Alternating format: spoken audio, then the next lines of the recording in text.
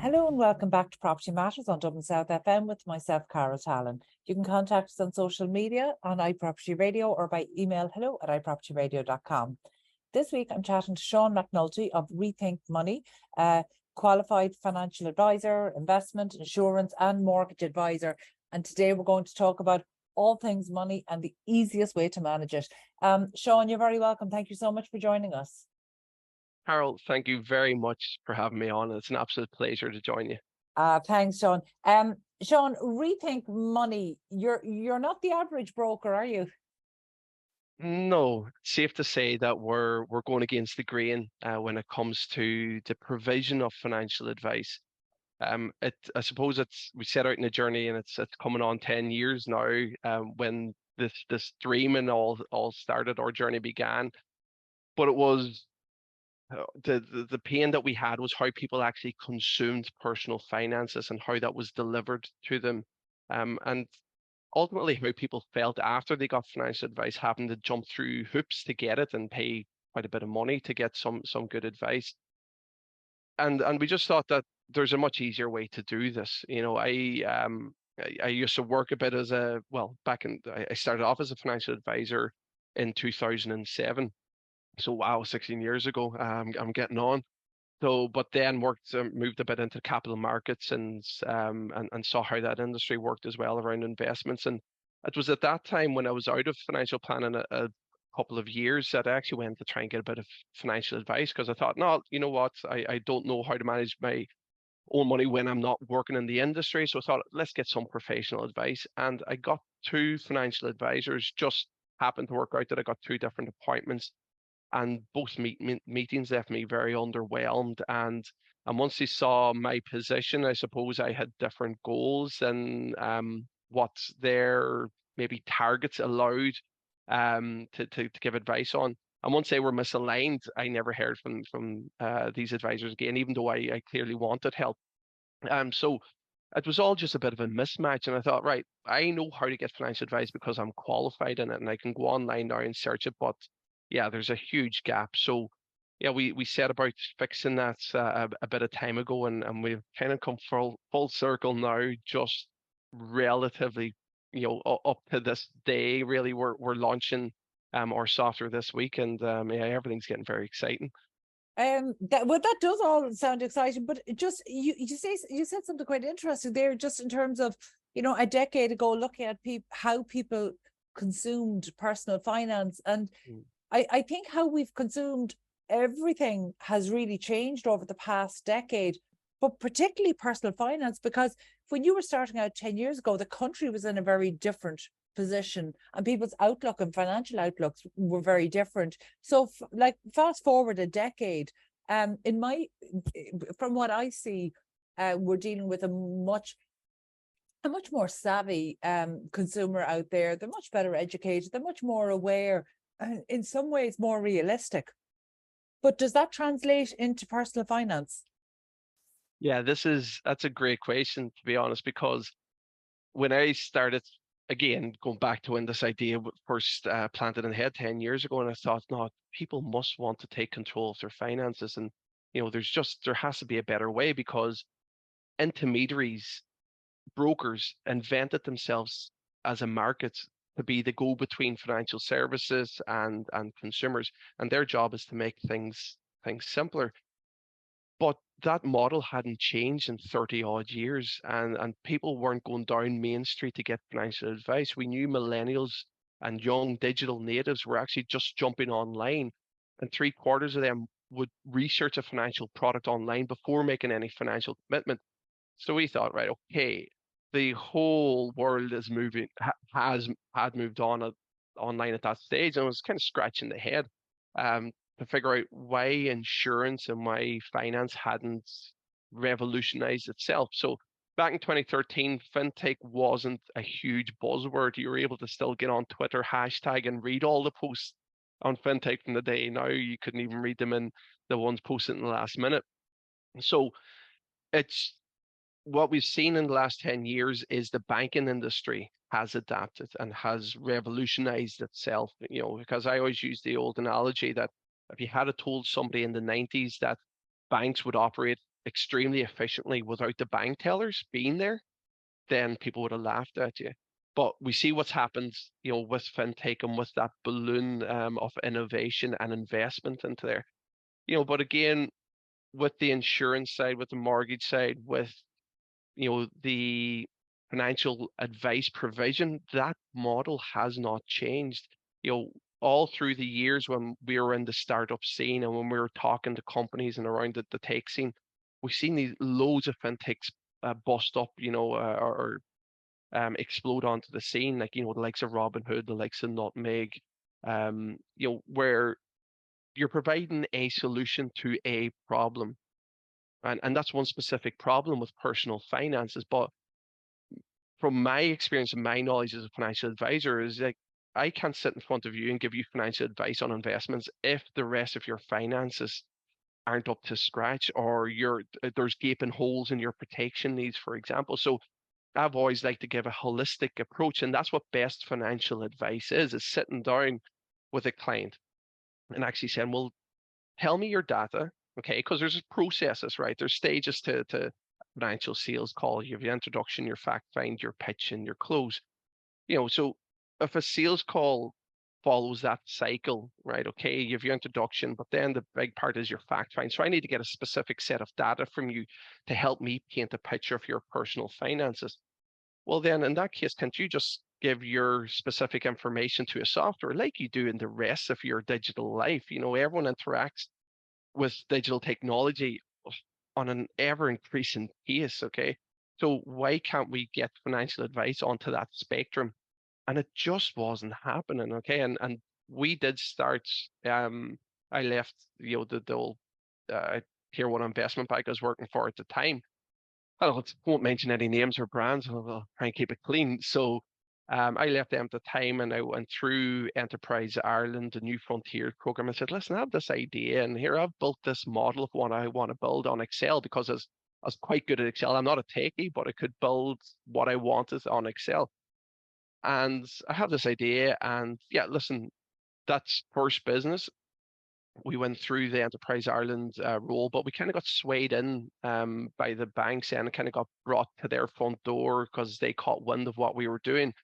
And they saw the validity and what we were doing as a software, and consumers really wanted us. And it really fitted in with their mantra at the time, which was innovation, customer experience, getting from point A to point B in as efficient way as possible using technology. So we got some very good validation, even though we had a couple of ditches to sit in along the way. And we got a couple of setbacks and trials and tribulations of a normal startup company. But we learned a lot because we got good validation. We were working within this industry for quite a period of time. So consumer sentiment, yes, has accelerated towards a digital performance of financial advice. And again, I know I'm kind of shouting out numbers from research that we kind of conducted and curated, but we've always known that digital savvy people, as we call them, people who grew up with tech, will go online and do their research. But again, there is an element of people when it comes to financial advice, and I kind of call this the ostrich effect sometimes, where people are afraid of it, so they stick their head in the sand and they actually put the financial review or consultation on the long finger. And then you have the problem where people don't know where to go for financial advice, because that broker model, I believe, of asking your mum and dad who their financial advisor was and going down that road for financial advice, I believe that's broken or breaking, and they're not going that way anymore.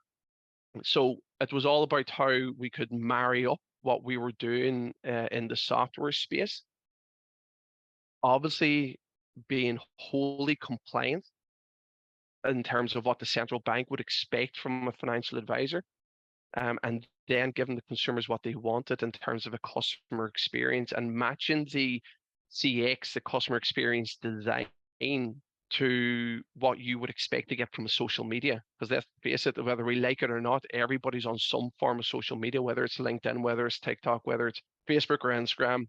Everybody has a little habit of getting on there. But so it's just to marry that ease of use and that simplicity with something that people find so complex and hard to understand. And it was kind of easy for us because we're like, right, okay, we know finance and technology, and we can make this simple. It's just a bit of a process, and it took us a bit longer than we had expected, but we think we're there now.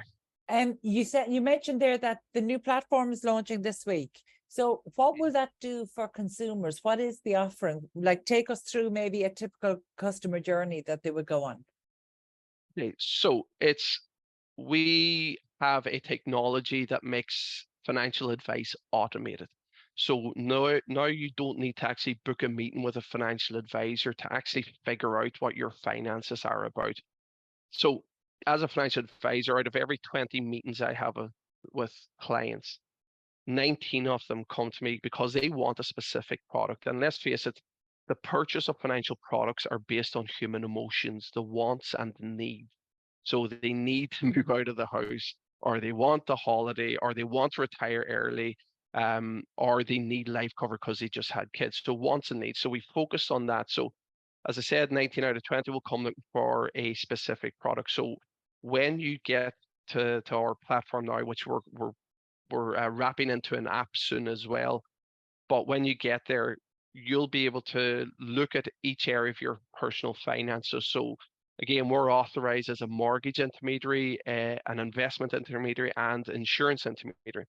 So let's say, for example, it's life insurance just. So essentially all you have to do with our platform is quickly hop into life cover.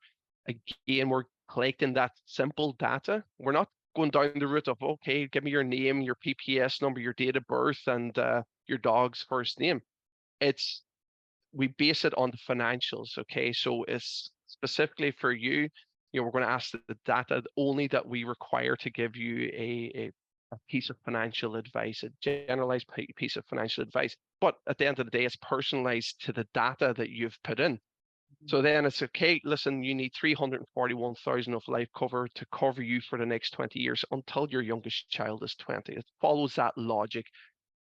Be happy with that, click quote, and then you get your quote. So because obviously we're a technology-led company, we're cutting out the time, obviously, but also cutting out the paper waste and a lot of the waste that goes on with financial advice. And that's another question maybe that we might get into. So we're cutting out the waste, which allows us to have lower costs, and we don't have the overheads that traditional brokers would have. Sean, is there any danger of diminishing the quality of advice? So like, for example, I'm thinking, so say, for example, somebody who knows that they want to buy a house this year, or over the next 2 years even. So they essentially, they can make application inquiries online, but sometimes what they need is to be told where they're falling down. So for example, if somebody comes to you and they want to make a mortgage application over the next 12 or 24 months, they're not ready yet based on the financials.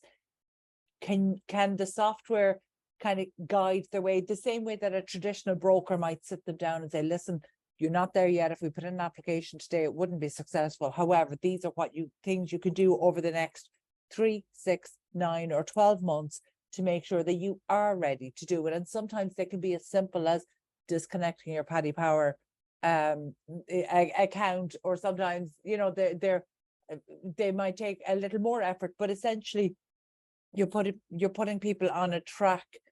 So it's not necessarily advice, but you're putting them on the track to get to where they need to go.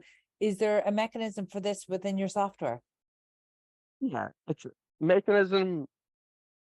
The foundations of that question are written into the logic of our software. So again, what we have built is not just a very static and square piece of software.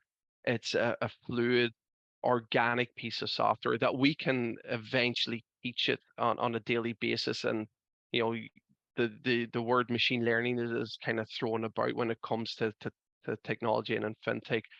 But essentially, it's a growing organism where we can actually let's talk about what we have today. So when you come to a financial broker, in a person, the broker, as you rightly say, is going to direct you and say, well, okay, you're not looking good now. We have already built that into our code. So essentially, the code of our software is me speaking. And what we've done is we've built in different hypotheses for different clients based on the data input. Because let's face it, from a financial advice perspective, everybody's done QFAs, every qualified financial advisor. So that's 6 books. What we have taken is them 6 books and crammed it down into logical code. So to say that, when you meet a financial broker, you're looking really to pass your 4 tests: your net disposable income, your repayment capacity, loan to income, loan to value. So quick fire, essentially. So when people come to our software, the first instance, the first thing that you interact with is just a quick fire quote or discovery, right? So let's look at the mortgage, for example. It's asking a little bit of data input, like your age, like your income. Is it a joint application, first time buyer? And then it's going to assess whether the mortgage that you want is affordable, where you're falling down, and what you need to do to tick all those 4 boxes before going and hitting the submit button, which is right there in the corner. And at the end of the day, we're technology first. We're not just technology. So we have a team of qualified financial advisors sitting in the wings. What we want technology to do is smooth the process so that clients can come and engage with the software, go start to finish, on the couch on a Saturday evening in their pajamas, and not have to worry about, oh, do I have to meet a financial advisor and pay him 250 quid just to actually sit and for him to flabbergast me and use loads of jargon and tell him why we need to pay him 500 more to put the application through him. Whereas no, just here, go and test yourself. That's effectively what you're doing. And one of the older companies, when I started out, was all about the actual name hidden in, which I'll leave as a bit of a breadcrumb, right? The name hidden in was about empowering. It was elenko, which is from the Greek tonolenko, to empower people. And that's all we want to do, is give the tools to make this process really simple. So test yourself with the technology, and that's all you have to do. And then the software will guide you to say, well, now you're falling down here because, for example, over the last 6 months, you haven't been saving the new stressed mortgage amount and you can't prove that repayment capacity. So do that for the next 4 months and then come back. And ideally then what the person does is, well, our technology can obviously pick that up because it happened, and then we'll flag it to them in 4 months going, it's reminder time. Here, jump in, click this button, now hit submit, and now we're ready to collect information. So the whole process is digital, but through web chat, phone, and video call like we're doing now, there's a QFA that's sitting there, and we do free consultations as well. So it's always going to be manicured. We just want the supported as well. Technology. Yeah, absolutely. Yeah, absolutely. Okay. And I think that giving people control over their finances is really important. As somebody who had exceptionally low financial literacy, and I would probably still be below average, which means I have to work twice as hard just to be able to maintain any sort of stability. Anything that automates this, that automates the process, that makes it easy to stay on track, is a really important one. Particularly because we're seeing the data that first time buyers and people trying to trade up and down, the profiles are really changing. So actually, I'm going to put this question to you, and I don't know if you'll have the information off the top of your head, but it's something we're curious about. We had house hunter Liz O'Kane on the show a couple of weeks ago, and I asked her what the profile of a typical first-time buyer was, because I knew 10 years ago what that profile was. It was fairly well defined. Now it doesn't seem to be very well defined at all. It could be somebody from late 20s if they're exceedingly lucky and in a high level in a relationship with somebody who's earning at a high level as well. But it could be first-time buyers going up to their 50s, which was unheard of even a decade ago. So are you able to kind of give some insight based on the data that you have there? Have you any insights into what the typical profile of a first-time buyer today is? I suppose all I can speak to on that is our own experience and clients that we deal with now. And obviously, as we're just launching software, I'm doing free one-to-one consultations. So actually getting to meet with the first-time buyers.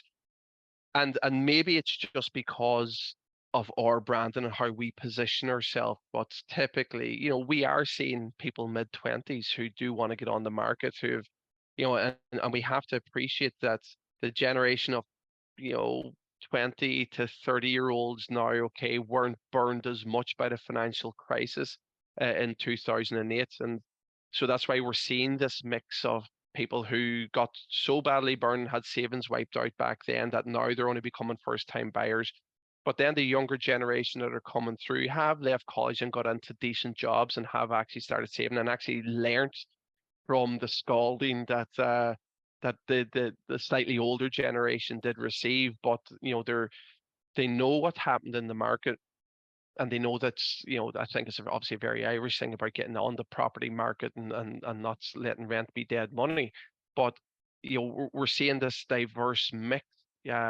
So really, in our case, we're talking about 25 to 45-year-olds coming in as first-time buyers, and probably more weighted towards a younger, 25 to 35. But then we have clients as well who have been in the home renting, and actually a few cases that have happened over the last few months is people just actually finally agreeing a price with the landlord because they've been renting since the For time so back long. shortly after the crash. Yeah.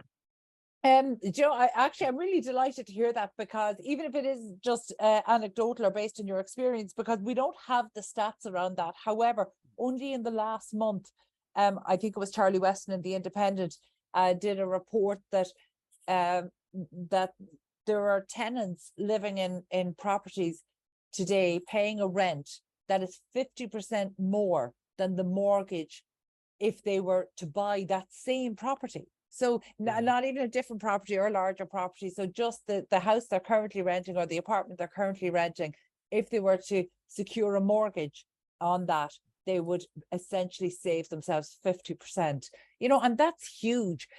So I suppose that takes us back to, you talked about people in their mid-20s not being burnt by the crash and therefore having, maybe having sizable savings. But I'm looking at the cost of living and rent. So are these mid-20-year-olds who are living at home? Because that's the only way I can see to do that. Yeah. That, in that case that they would be, and touching on that point that you mentioned about Charlie Western, then it's a bitter cycle then, right? Because they're paying so much on rent. So how do they get out of that cycle of not paying rent and saving for a deposit? And it really, listen, I suppose we can get into the political. No, we can't actually get into the political side and just leave that to the side, right?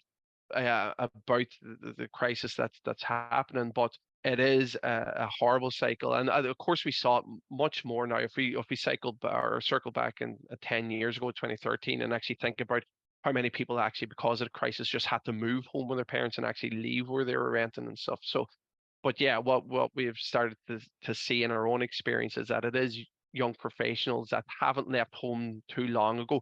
But I think what's happened as well, to kind of marry that and where people have come out of college and gotten decent jobs, is because the tech industry has boomed so well over the last 10 years. And because, listen, in general, up to 2018, 2019, the markets actually did pretty well. And now what we're seeing is, especially since COVID as well, we're seeing a huge rise in wages and money being paid. And, because of decentralization as well, people can work from home, or maybe call it more work from home rather than decentralization. But that's now because young people could get out of college and start a really good paying job while working from their hometown as well, or working from their parents' sitting room or spare bedroom, actually allowed them to save money quite quickly.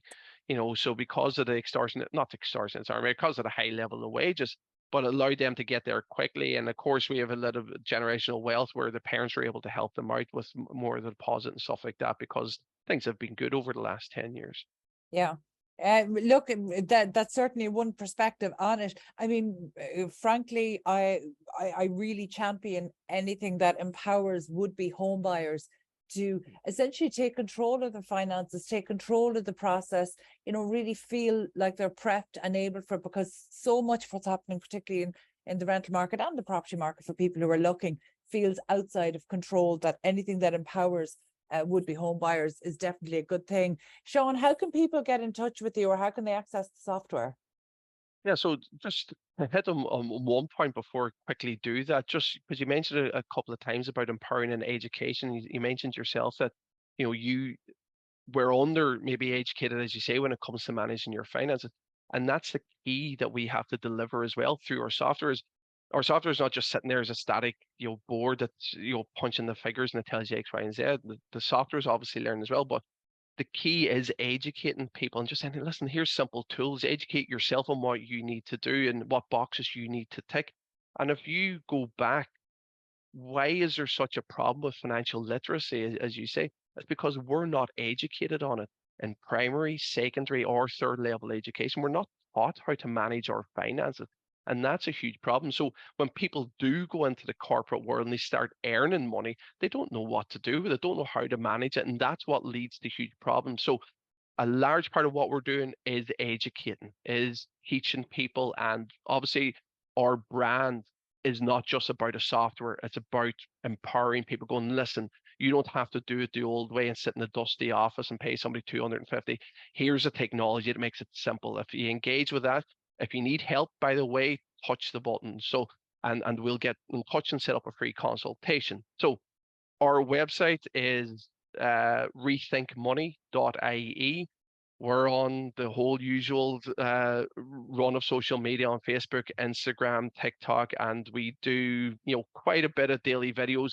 It's been a bit hectic recently with getting ready for the software launch, so it's been a bit sporadic. But again, we're trying to build that culture to teach people that, listen, it's really simple, and hopefully we have developed the tools that will make it even simpler for you guys to go and determine and actually take control and educate yourselves on how simple it is to take control of your finances.